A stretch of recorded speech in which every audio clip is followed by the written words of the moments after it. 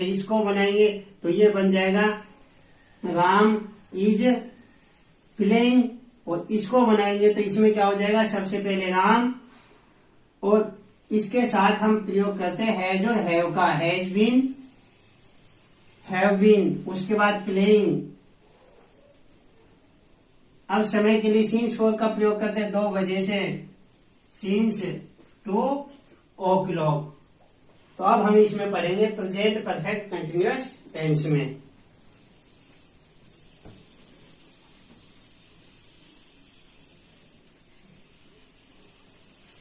Action start in the past still going on present, वे सभी कार्य जो पास्ट में स्टार्ट हुए और अभी भी लगातार कार्य जारी है, वे सभी वाक्य प्रेजेंट परफेक्ट कंटिन्यूअस टेंस में आते हैं। अब इसमें हैज बीन हैव बीन के साथ हम सिंस और फॉर का प्रयोग करते हैं। एक तो आता है समय के लिए सिंस और एक आता है हमारा फॉर। समय को व्यक्त करने के लिए सिंस और फॉर का प्रयोग किया जाता है। सिंस का प्रयोग करते हैं हम पॉइंट ऑफ टाइम,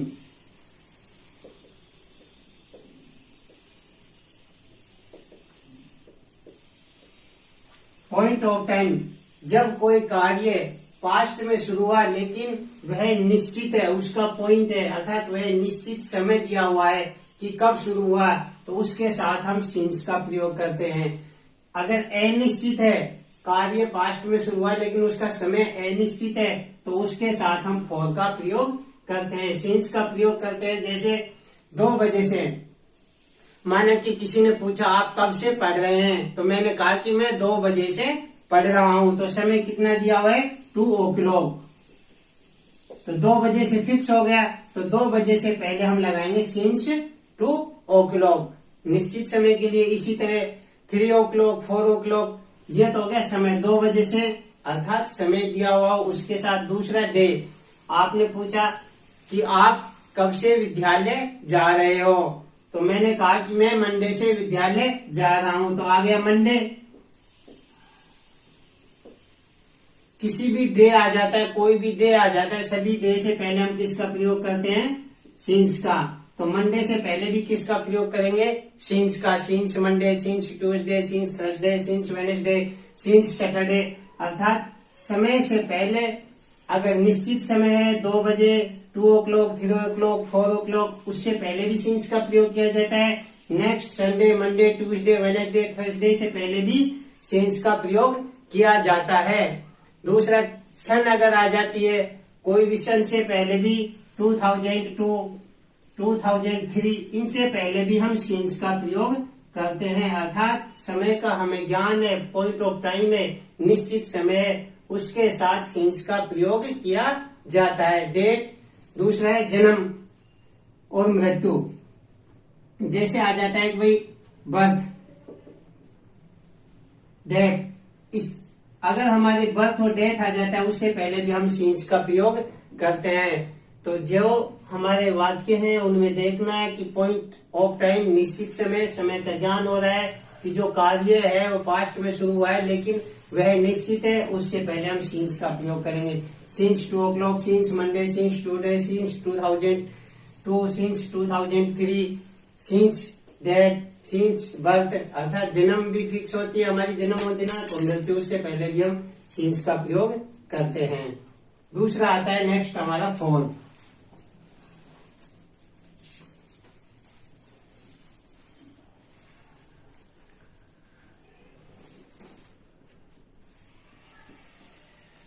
फॉर का प्रयोग करते हैं पीरियड ऑफ टाइम,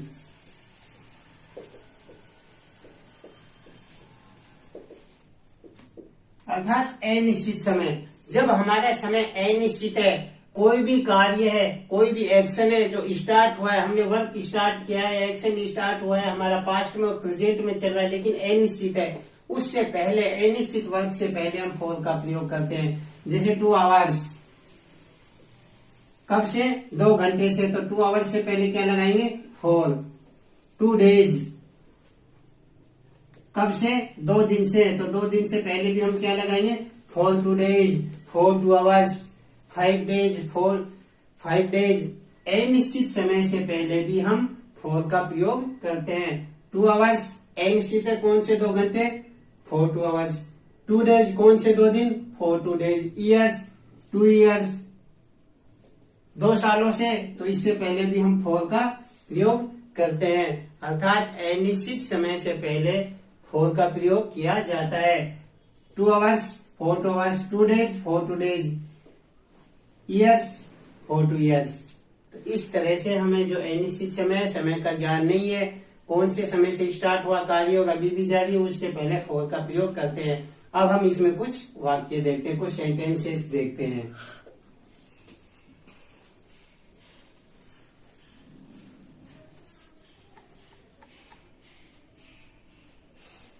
तो action start in the past still going on present, वे सभी कार्य जो पास्ट में तो स्टार्ट हुए लेकिन स्टिल गोइंग ऑन प्रेजेंट, और अभी भी प्रेजेंट में भी जारी है, वे सभी कार्य को हम प्रेजेंट परफेक्ट कंटिन्यूअस टेंस में बनाते हैं। It called present perfect continuous tense.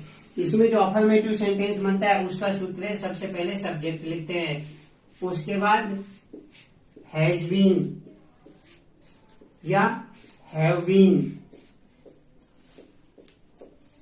उसके बाद वर्ब की फोर्थ फॉर्म होती है first form plus ING plus other word या object plus since oblique for और प्लस टाइम। ये इसका फॉर्मूला है। अफर्मेटिव सेंटेंस पहला होता है अफर्मेटिव सेंटेंस में सबसे पहले सब्जेक्ट लिखा जाता है, उसके बाद हैज बीन और हैव बीन लिखा जाता है। हैज बीन लिखेंगे, सब्जेक्ट हमारा कौन सा होना चाहिए? सिंगुलर सब्जेक्ट के साथ किसका प्रयोग किया जाएगा? हैज बीन का। और प्लूरल सब्जेक्ट के साथ किसका प्रयोग किया जाएगा? हैव बीन का। अगर हमारा सब्जेक्ट यानी कर्ता, कार्य को करने वाला जो सब्जेक्ट है, जो कार्य कर रहा है वह प्लूरल है, उसके साथ हैव बीन का प्रयोग किया जाता है, और जो सब्जेक्ट सिंगुलर है उसके साथ हैज बीन का प्रयोग करते हैं। आई के साथ भी हैव बीन का प्रयोग किया जाता है। वर्ब की फोर्थ फॉर्म होता है वर्ब की फर्स्ट फॉर्म प्लस आईएनजी, अर्थात वर्ब की फर्स्ट फॉर्म के आईएनजी लगा देने से वर्ब की फोर्थ फॉर्म बन जाती है। तो वर्ब की fourth form plus other word since और फॉर, निश्चित समय point of time since, period of time for, और बाद में समय लिख दिया जाता है। जैसे कुछ एग्जाम्पल देखते हैं। मैं सोमवार से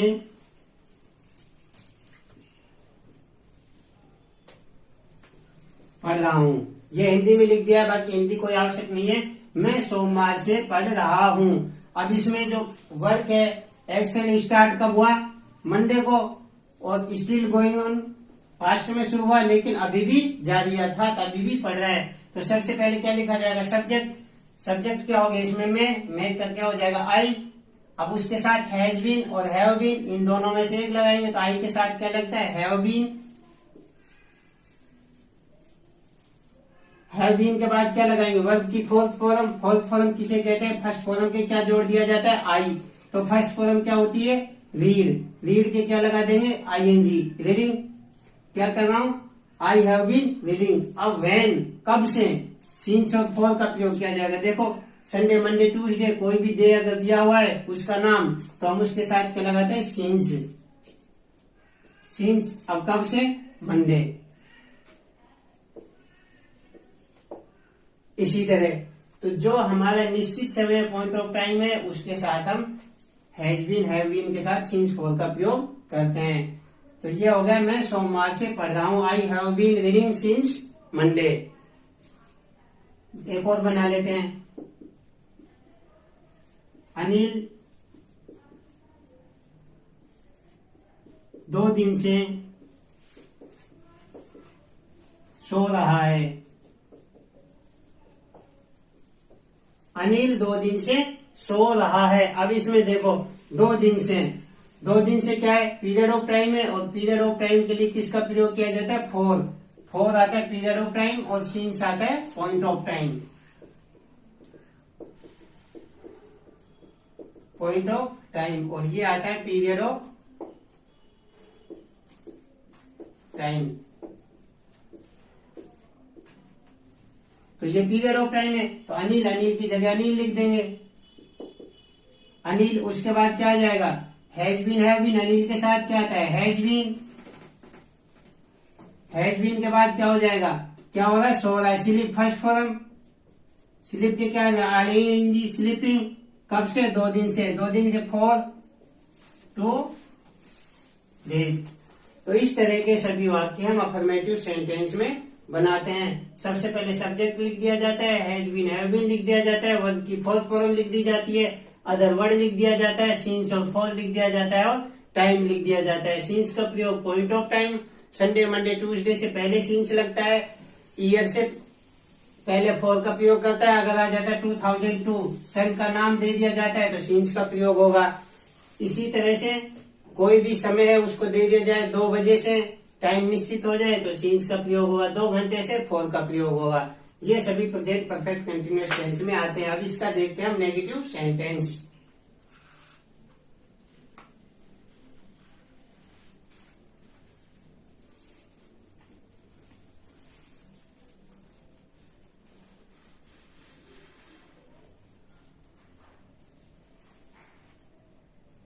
नेगेटिव सेंटेंस में क्या होता है, वही होता है, सबसे पहले सब्जेक्ट लिख दिया जाता है। नेगेटिव सेंटेंस में सबसे पहले सब्जेक्ट लिख दिया जाता है, उसके बाद has been, have been,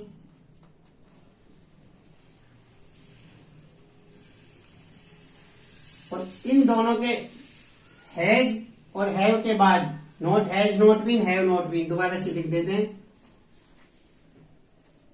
subject plus has